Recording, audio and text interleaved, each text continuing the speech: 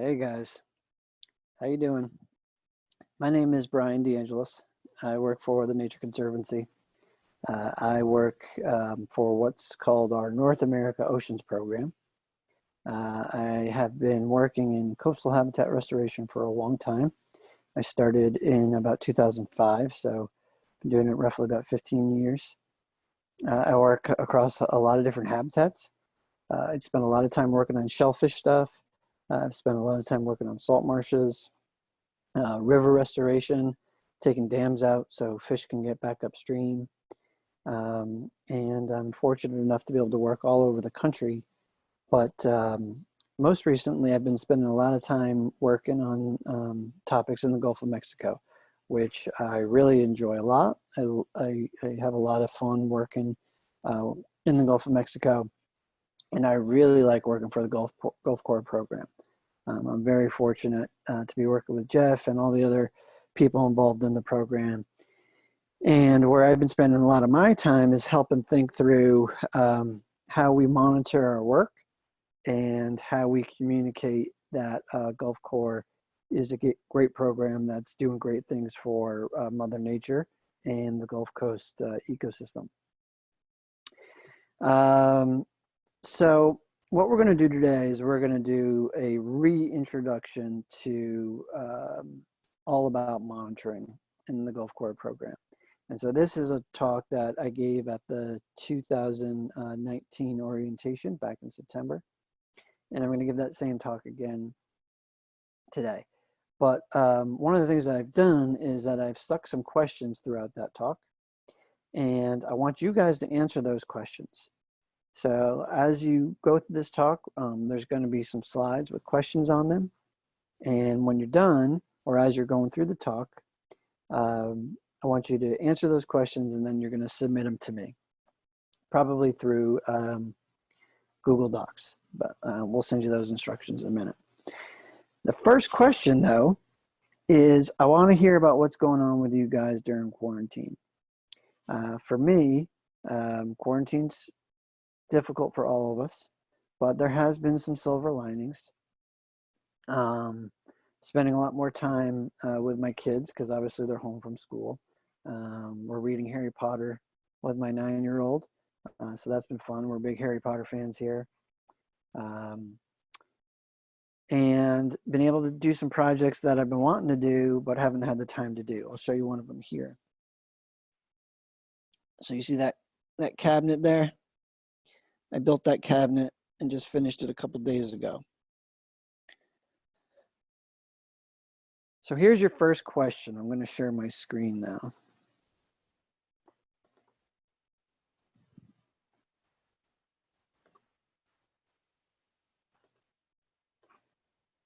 I want to know what a project, a task, or activity that you have been able to accomplish during quarantine that you probably would not have done otherwise. So again, there's going to be 6 of these questions throughout the talk, and I want you to submit these sometime after you watch this video. All right, so let's keep going. All right, so this is the reintroduction to restoration monitoring. So what the heck do we mean by monitoring? Well, simply monitoring is just a way of tracking and recording activities that we do. But monitoring can mean a lot of things. And it's important to be clear about what we're talking about when we say monitoring. And it's perfectly okay, by the way, if you're in a conversation and somebody asks you about monitoring, it's okay to say, well, let's talk about specifically what kind of monitoring you're talking about, because it means a lot of things in a lot of different contexts. And today what we're really going to be talking about is a kind of monitoring that helps us communicate the impact of the GulfCorps restoration. And so that is to say, the projects that we're doing are about making habitats better. And so the kind of monitoring that we're going to be talking about today is what kinds of things do we measure and monitor on those projects to be able to show and communicate that those projects are making the ecosystem, Mother Nature better because we implemented those projects. Because we assume, like this first bullet point says, we assume that when we restore or enhance habitat, let's say we're planting salt marsh grass or we're removing invasive species, we're enhancing habitat towards some reference condition, towards some better state of that habitat, that us doing that work is going to provide a positive effect on that habitat, right? It's making it better because we're doing that, because we're going through those restoration efforts. Well, those habitats provide good things. So, in other words, if we're planting salt marsh grass, that salt marsh grass, we want it back because it does things like, slow down wave energy. It helps deposit sediments out of the water. It provides homes for crabs and other fish, right? When we do these restoration projects, we're doing it because we want habitat to get better, improved, and that's because habitat provides good things to people and nature. Those good things that habitat provides are called the ecosystem services. And to know if the restoration projects that we're doing are achieving our goals, that's why we need to go out and monitor the projects. So again, there's a lot of different kinds of monitoring. Sometimes just making sure we're tracking our hours that were worked is really important, and that's one kind of monitoring. But what we're really going to start getting into today is that other kind. How are we monitoring so we can show that the projects that we're building are doing good things for nature? Another big important reason that we monitor is just so that we get better and that we learn and we improve upon our actions on each project and across the entire program. So I've already started to allude to different kinds of monitoring, but we can actually define some of the important types of monitoring. And generally we can define monitoring for ecological restoration in one of three ways. And usually we're implementing all these kinds of monitoring in a restoration project. The first kind is one that you've probably already started to become familiar with your GulfCorps work. And that's just implementation, or what we sometimes refer to as construction monitoring. And quite simply, this is, did we do what we said we were going to do? In other words, did we build and implement the project as designed? So, if we're being tasked to build a boardwalk, and that boardwalk's supposed to be, 1,000 meters long by, 2 meters wide, did we build that boardwalk as designed?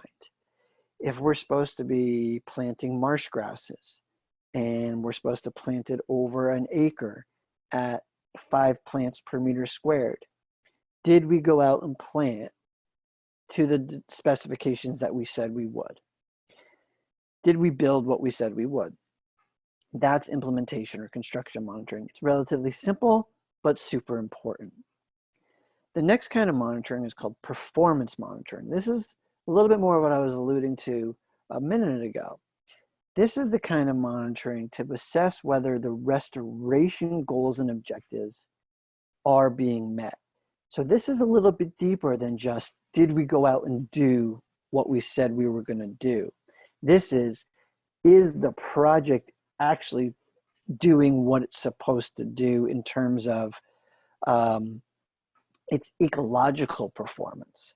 So this is a little bit more complicated than just implementation or construction monitoring. I'm going to talk about more about that in a minute.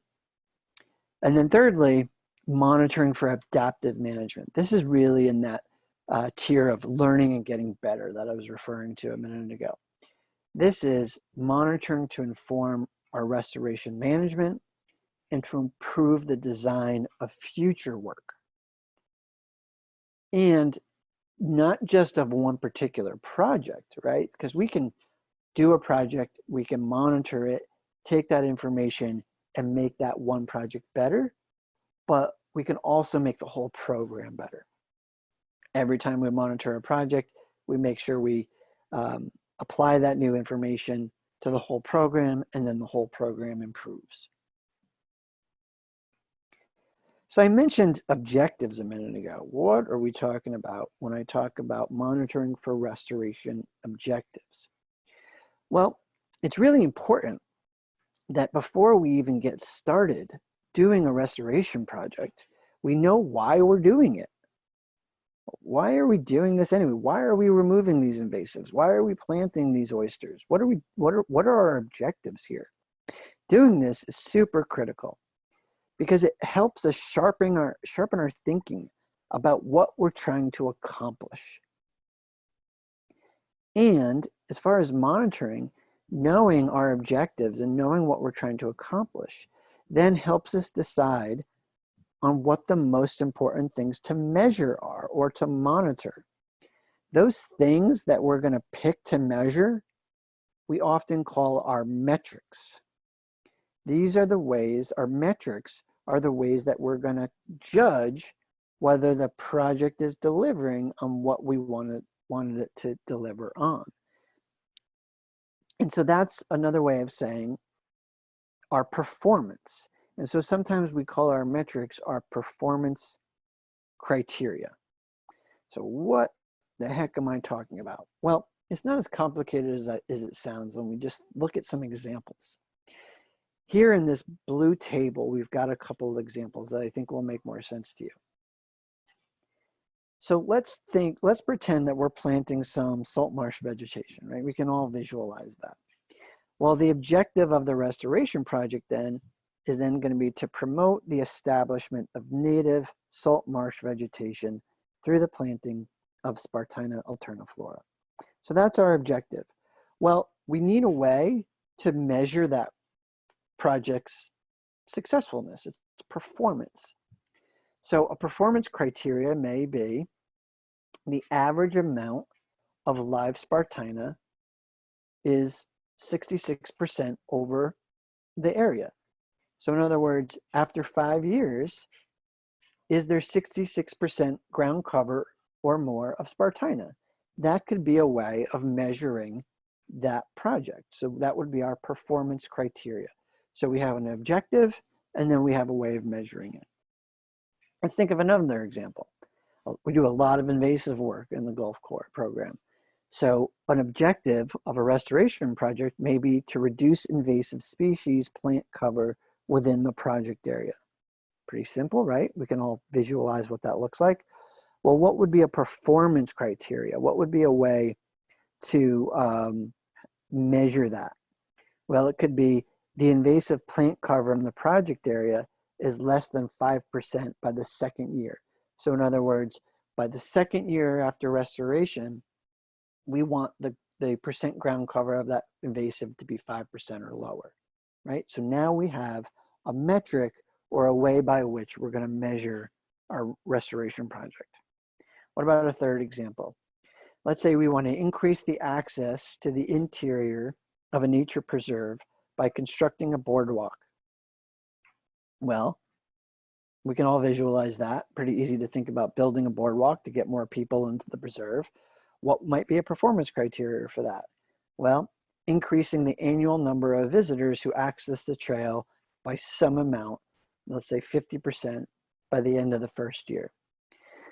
So it doesn't sound as complicated when we break it down that way, right? We need to know the objective, what are we trying to do, and then what are we going to pick to measure that? Understanding the metrics and the performance criteria provides direction for the appropriate types of monitoring. Once we know what our objective is and how we're going to measure it, then we can say, okay, this is what we need to do in the field to get that data. If we're going to measure the number of visitors, we got a way to go out and count people walking on the boardwalk.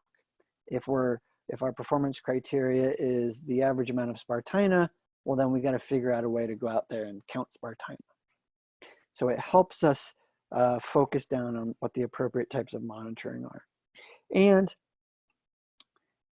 like I was alluding to, we need this kinds of information because it helps us communicate the measure of restoration success that's coming out of our GulfCorps programs and projects.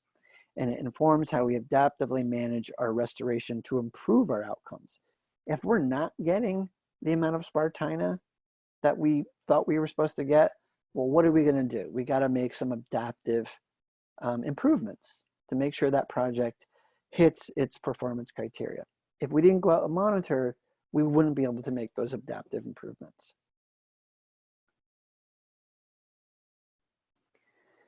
So let's talk now a little bit more about how we actually do this, how we actually go out and start measuring and counting stuff to be able to talk about those project criteria and performance criteria that we just introduced in the last slide. And the reason why, by the way, that there's a big M&M here is that we're going to be doing another exercise, and we did an exercise at orientation last September that involved counting candies. Hence why there's an M&M here. But when we do restoration projects, we don't just measure and count stuff on the restoration project. We also tend to measure and count stuff on other sites. We also tend to count stuff before we even do a restoration project. Because ultimately, we want to distinguish the restoration-related responses from other environmental factors. What does that mean? It means we want to be able to talk about and communicate the results of a restoration site based on the work that we did. We want to say that we went out and did this work, and therefore that's why these data look the way they look. And to be able to say that, we have to measure and count and monitor before we do work and after we do work. And the before we do work part is called pre-restoration monitoring. Pre means before. So monitoring before we do the restoration work. Doing pre-restoration monitoring lets us document the conditions at the site before we do restoration. We often call these our restoration baselines. Baselines means a place that we're starting with. By having a restoration baseline before we go in and do the work, we can then go in and measure after we do the work, and we can have a before and after comparison. And that's really important. But I talked a minute ago about making sure that we can attribute what we do to our work and not just happenstance of something that may have happened with or without us.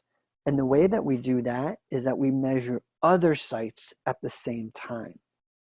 Sometimes we measure reference sites. Reference sites are sites that are physically and biologically similar to the restored sites, but do not require restoration. In other words, they're already restored or already naturally healthy.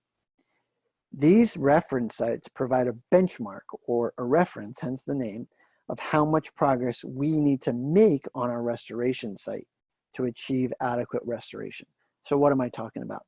Let's say again that we have a bare area, no plants, where we're going to go in and do some planting of Spartina, some salt marsh grass. Well, how do we know what that place should look like when we're done? How do we know how many plants to plant? How do we know how tightly packed those plants should be? Well, one way to do that is to go look at a reference site, a natural site that's healthy, that's acting the way it should act. That can be a reference or a benchmark to what our restoration site should look like. Another types of site that we measure a lot are called control sites. Control sites are sites that are similarly degraded as the site that we're going to do restoration on. But the big difference is that we don't have any planned work activities on those sites. The reason why that we measure and monitor control sites is because they provide useful comparison data for interpreting a restoration response. What do I mean by that?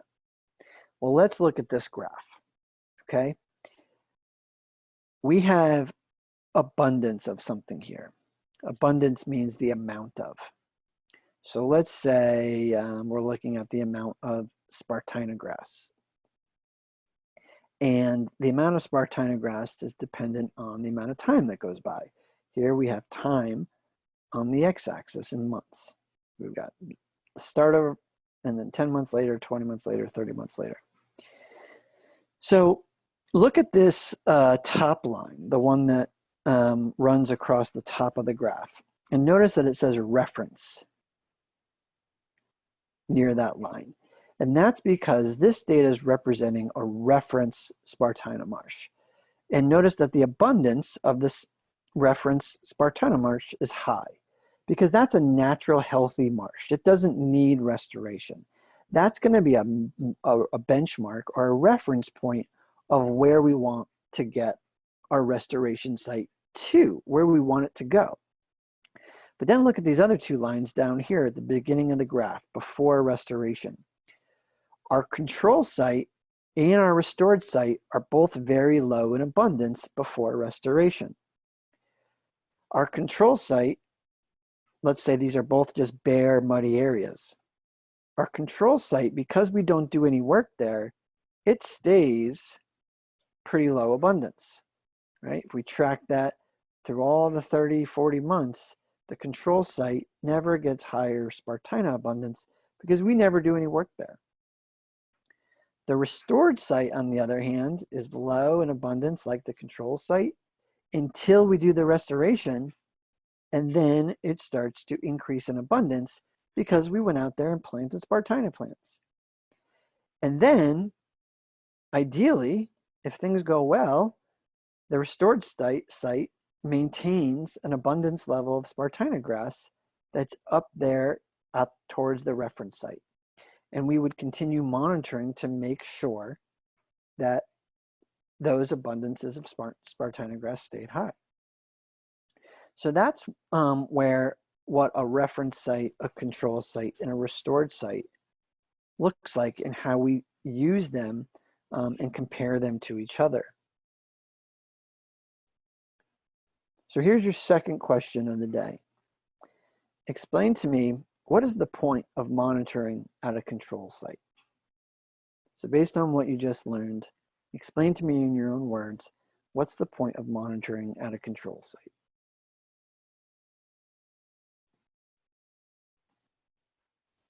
So we just talked about control sites and monitoring there and on the restoration site. And I mentioned even before that, monitoring before we do restoration work and after we do restoration work. So together we have before and after, and we have monitoring on the control site and monitoring on the restoration site. And we often call the restoration site the impact site.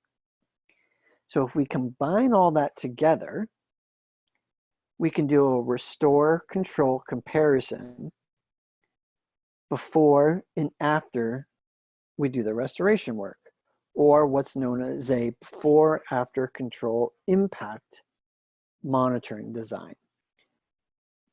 BACI, B-A-C-I, before we do any work, after we do the work, and at both the control site and the impacted restoration site.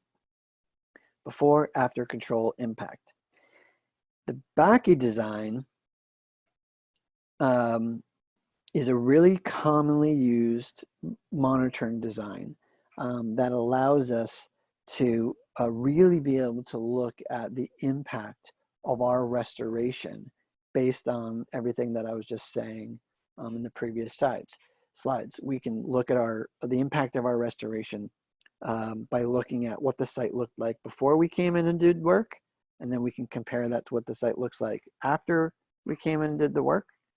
And hopefully there's striking differences there. But we can also compare the results of our work to a site that we have not worked on. And so there's two different levels of comparison there. And by having those two different levels of comparison, it really helps us talk about and communicate and evaluate the results of our work.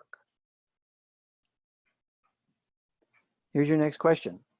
What does BACI stand for? And explain the reasoning behind why we use BACI designs when we monitor.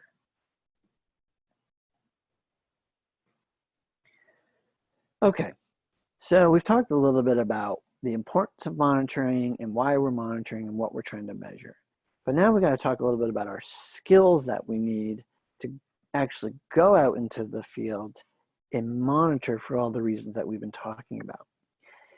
And some of these exercises you guys are going to continue to have some lessons on. For example, Carrie is putting together a lot of additional GPS exercises, and I'm going to put together some more exercises on how we count stuff out into the field. So this is a pretty high level overview of some of that stuff that we're going to talk more about and do some more virtual lessons on. One of the most important things that we do when we're monitoring projects is just making sure we have the data on the perimeter and the project area.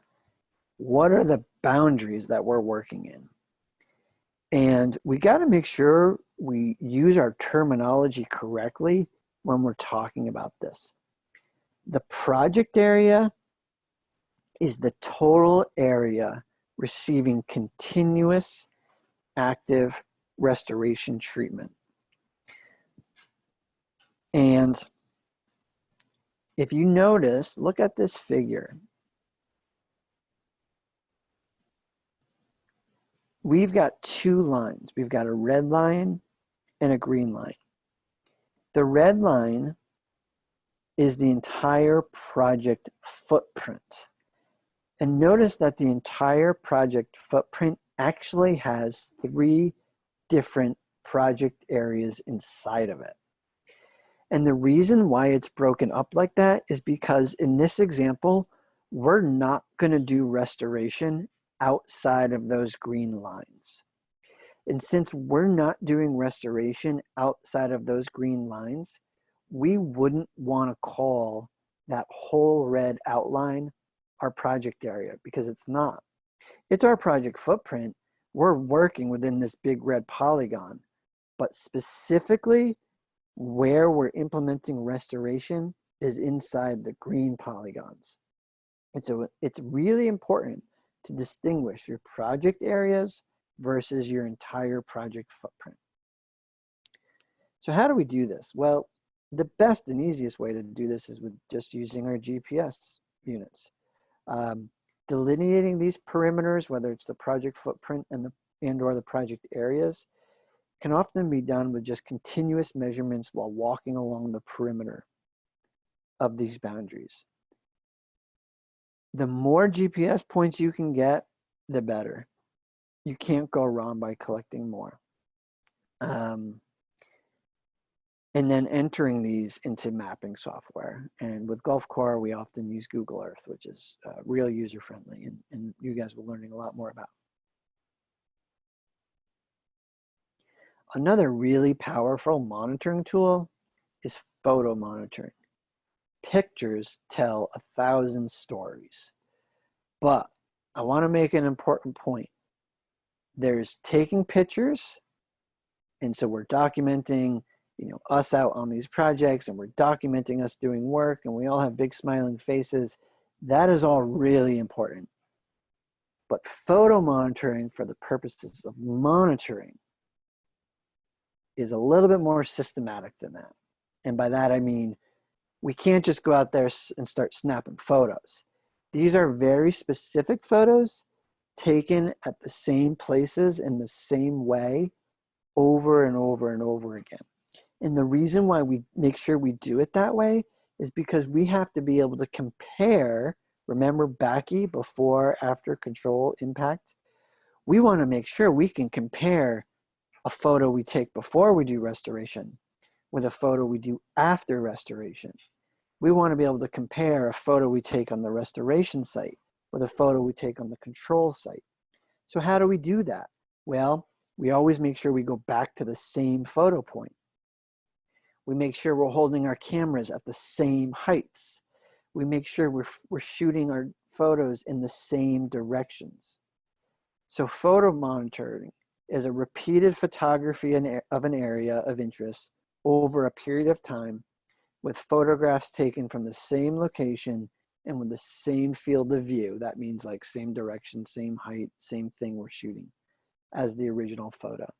And there's apps that we'll be introducing to you that you can use on your smartphone that make this really easy. So the big take-home key here is photo monitoring is important, but photo monitoring is not just going out and snapping photos and taking selfies of ourselves. Those are important, don't get me wrong. The more pictures, the better, but photo monitoring is a little bit more systematic than that. And then, of course, the other thing that we're going to be doing is just counting a lot of stuff. And the reason why we count a lot of stuff is because it's important when we do ecological sampling that we understand the distribution, so how things are distributed, and the abundance. Abundance is a measure of how much of something there is of the organisms that we care about in our restoration in our control sites. And this is one of the most fundamental things that we're going to do when we monitor is count stuff. So it's important to keep in mind that it's almost a complete impossibility to go out and measure and count everything, right? We can't go out and count. We can't go out in the field and count every piece of Spartina grass. That's impossible. It'll take us forever. We can't go count every invasive species that we're going to try to remove. It would take us a year, right? So what we do is we subsample. That means we take samples within the areas of interest, right? Like our restoration site or our control site. We subsample the population. And then we look at averages, or we use those subsets to then extrapolate across the areas.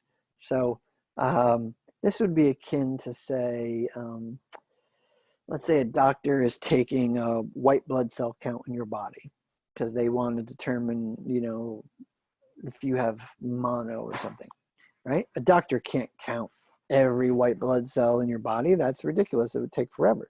So the doctor takes a blood sample. Well, that blood sample is just a subsample. It's a subsample of your blood, and it's going to be a representative of what's going on throughout your whole body's cardiovascular system, what all your blood is like. Same thing is here. We go out into a salt marsh, and we're going to subsample different parts of the salt marsh, and that subsample is going to help us make estimates of what the counts are across the whole area of interest.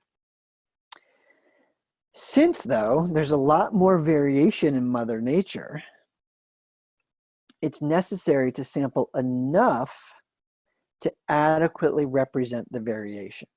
So in other words, the doctor knows when he or she takes one subsample of blood that your blood is the same, whether it's in your toes or your ears or anywhere in between. But we can't say the same thing about a salt marsh or a pitcher plant bog or a forest, because Mother Nature comes with a lot of variation.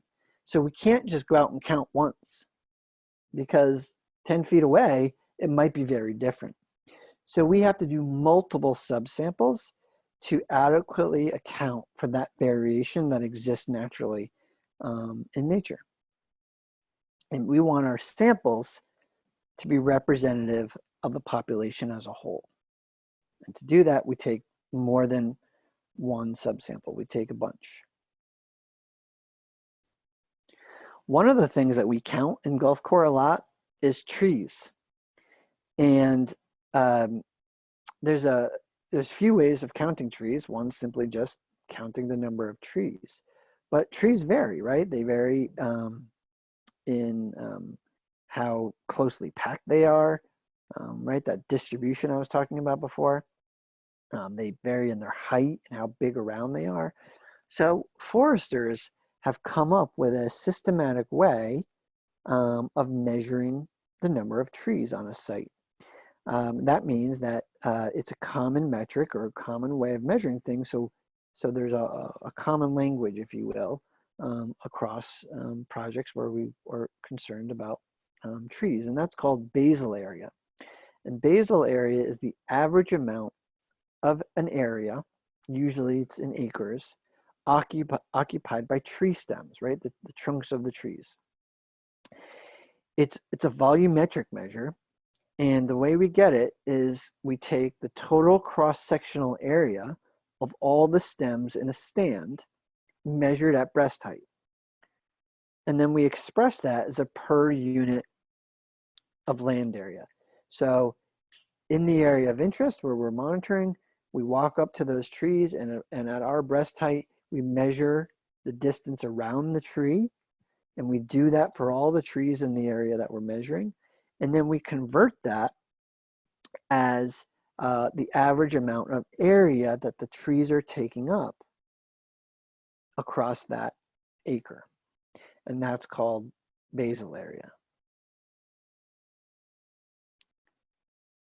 We're also spending a lot of time counting things on the ground. Most of the time it's some kind of plant or vegetation. It might be other living things like snails, apple snails, it might be oysters, or it might be something else. But again, we don't just want to walk out there and start randomly counting. That's not going to help us much. We need to do things in a way where we can subsample and then be able to estimate or extrapolate those subsamples across our areas of interest. One of the ways that we do that is through the belt transect methods. A transect is nothing more than a line that we lay out across an area that we're going to measure. Sometimes it's, say, 50 feet. Could be shorter, could be longer. And there's a lot of different ways that we can use transects. But one of the methods that we use a lot in the GulfCorps program is the belt transect method. And that means that we lay out that line, usually a tape measure, and then we take samples periodically along that line. So maybe we lay out a line that's, 10 meters long, and then at every meter, we lay down one of these squares like you see in this picture that's called a quadrat. And then at every meter, we lay down one of those quadrats, and then we use the quadrat to take our counts inside of it. Inside those quadrats, they can be used to get two different types of counts. We can count animals or organisms or plants inside that square, and we can get a density. Density means the number of organisms per a unit area. So if that square is 1 meter squared, so it's 1 meter on one side of the square and 1 meter on the other side of the square, so it's 1 square meter in area. The density would be the number of organisms inside that 1 meter squared plot. And then we could do that all the way up the transect, and that would be a belt transect. Another way we could use that square, that quadrat, to count things is to look at the percent cover. We do this a lot with vegetation. So instead of counting the vegetation in that square, we look down on that square from above and we say, what's the percent inside that square that the vegetation is covering? And that's called percent cover. So here's your fourth question. Explain what density means. So I introduced these quadrats, these squares. And again, these quadrats are used to measure percent cover, what's the percent of coverage, or density of plants or animals. How many organisms are there per that unit of area? A lot of the times what we do to help us make those counts is we lay a grid out within the quadrat. So if you look at this one in this picture, you'll see that someone ran strings throughout it that gridded it up even more. And that just helps us visually count better. One thing about quadrats is when you are putting your field teams together, it's really helpful if the same person is always making the estimates, because how I count percent cover and how you count percent cover is going to be off a little bit, and that's just normal. That just happens. But it's really important to always stay consistent.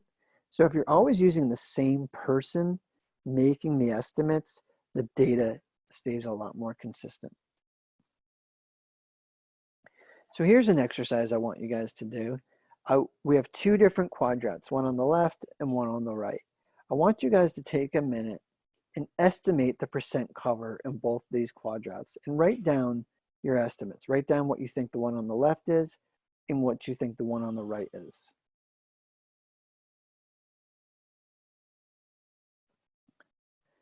Now, you can imagine why there's going to be a lot of variability in those numbers. And so there's two things that are going to help reduce some of that variability. Obviously, when we're talking about percent coverage, it's a percent. So we can have a number between 0 and 100. It's helpful if you divide that up into buckets of 5. So 0 to 5%, into buckets of, roughly 25%. The first one is less than 1%, and then the second bin is 1 to 5, and then the third bin is 5 to 25%, 25 to 50, 50 to 75, 75 to 95, and then 95 to 100. And then not only do you have those buckets or those bins, but then think of the midpoint of each of those ranges, right? So then less than 1% would be like 0.5 or half a percent. 1 to 5 would be, the middle of that would be 3%. 5 to 25, the middle of that would be 15%, right? So think of the numbers that way. So now, instead of having 100 numbers between 0 and 100, you now just have this short list of numbers, right? So take a look at those numbers. The other trick is look at these squares. These are the same squares we just looked at. But when you make your estimate now, take all the vegetation in each of those squares and pack it all into one corner. Visually imagine taking the vegetation and packing it all into one corner. Get rid of all the spaces, pack all the vegetation together so there's no bare ground. Do that, and then also think of your midpoints again. Now, answer this question. What were your percent cover estimates the first time around? Now, what were they the second time when you pushed all the vegetation into one corner and also thought about using the midpoint of the different ranges? Was there a big difference in your estimate? And why do you think there was? All right, so I know that we've covered a lot and you're probably very confused. That's okay. We're going to be doing more virtual lessons, and there's going to be people in the field that are helping you guide through this. This is really meant to be an introduction, so when you're out in the field monitoring, you understand why you're monitoring. The other thing that's important to remember is that we've put some written documents together that you always have access to. This is the GulfCorps Restoration and Evaluation Handbook, and this guidebook has everything that we just talked about in it. All the stuff that we talked about setting restoration objectives, pre-restoration monitoring and post-restoration monitoring, and control sites and restoration sites, that's all explained in writing in this document, so you can look at it whenever you want. It also has really helpful tips and tricks on entering data. What should we be thinking about when we're collecting data, entering data, and what are some things that will help us be good and successful in the field when we're out on monitoring our projects. But I also want you to notice this point here. There's this whole section called Monitoring Reference Guides. And specifically, look at these numbers on the left. And it says photo monitoring 1.0, invasive species of plants 2.0, invasive species of animals 3.0, bog and flatwood restoration, shoreline restoration, trails and boardwalk debris removal. Those should all sound familiar because those are all the types of activity that we get involved with in GulfCorps. So in this manual, we've taken all the activities that we get involved with and we've given each of them their own monitoring sections. And so when we develop projects, Jeff and I go through and we assign and we code all the monitoring activities that should happen on that project, and we code them based on how they're listed in this manual. So for example, let's say that we're going to go remove invasive species. That invasive species project is going to come with a set of codes that say 2.1 on it, for example. And so if you see a code that says 2.1, you can just look to the guide and it says, oh, I got to delineate the project area and the project footprint. That's easy. Well, let's say you don't remember how to do that. The instructions are in this manual. There's a methodology here. In fact, there's a couple different methodologies because no two projects are ever the same. Sometimes we need a couple different ways to do things. It might say 2.2. We need to measure the density or the percent cover of the targeted invasive species. So what's the invasive that we're trying to get rid of? All right, we need to know the percent cover of that invasive. And again, we've got the methodology and with a couple different approaches. We've got the performance criteria, and we even have information on the sampling frequency, how often we should be measuring this. It might say 2.3. If applicable, we also want to measure the percent cover of the native species. Let's say that we're working in the pitcher plant bog and we're removing invasives so that pitcher plants will return. Well, we want to not just measure the invasives we're ripping out, but we also want to come back and see if the pitcher plants are returning. So it says here 2.3, monitor the target plants. So these guides and these codes are really straightforward. It's almost like reading a cookbook recipe. You go straight to the chapter that the project codes for, and the instructions are right there. And of course, anytime you're confused, that's what I'm here for. And you can just reach out to me and we can chat about a project. So here's a couple tips and tricks. Always know your restoration objectives and your performance criteria before you go out and start monitoring. What are we trying to achieve with this project? What is it we're going to use to measure whether we achieve that or not? Those are our restoration objectives and our performance criteria. Good field monitoring starts behind a desk. You should always be spending time in the office, planning your field work for monitoring before you hit the field. Where are you going to be monitoring? How many sites are you going to monitor? What equipment do you need? How are you going to divide up the labor? Who's got the data sheets? Are the data sheets printed? Does the GPS have batteries? Do we have enough pencils? What happens if it rains? All this stuff should be done before you leave the office. Thirdly, never rely on your memory. If someone yells a number out, write it down. Do not think that you're going to remember it when you get back to the office. Do not think you're going to remember to write it down when you get back to the truck. You won't. Write everything down and write it down with so much detail that you want a stranger 2 years from now to be able to interpret everything you did that day. So write it down neatly, write it down cleanly, and write it down with a ton of detail. Enter your data as soon as possible. Don't let data sheets sit around. Get them into the computer because they're going to get lost. Someone's going to spill coffee on them. Someone's going to accidentally throw them away. Someone's going to have forgotten to written something down. So you go to enter it, you don't know which site it is or what day it was. Enter the data into a computer as soon as possible. And lastly, keep people's roles consistent. If you're the counter, stay the counter. If you're the data recorder, stay the data recorder. If you're the GPS operator, stay the GPS operator. It's okay to divide and conquer and give people roles. That generally ends up with better monitoring and better results. Okay, here's your last question of the day. Pick one thing that you heard during this presentation that you want to learn more about and explain to us why. Okay, y'all.